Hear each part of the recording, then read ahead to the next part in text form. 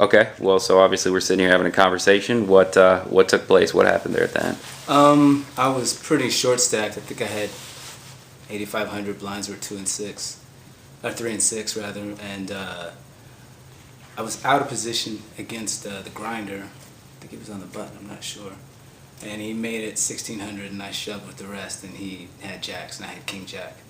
I didn't think that he was, obviously once he turned over his hand, I knew he was committed. Actually, when he said a bad decision or bad judgment, I knew he was going to crush me. But I thought I had to try and pick up some chips at some point. I was getting so, on life support, so that's how it goes.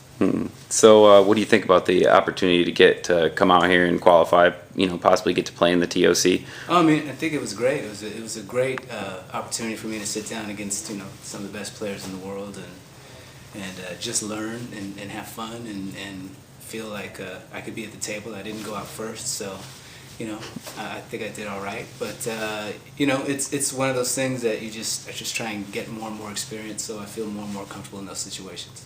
Now you've played, I believe you've played the main event, a few other WSOP events, Ante Up for Africa. So you probably played with a lot of these guys. Who's the I mean, going into it, obviously you were the favorite, of course, right? Yeah.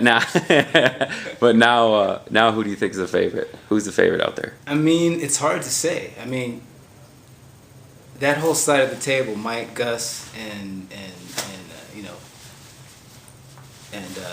Gavin are so strong in this format, especially that it could be any one of them. They all have chips to play around with at this point too. So I think that whole side of the table, you gotta think could do it.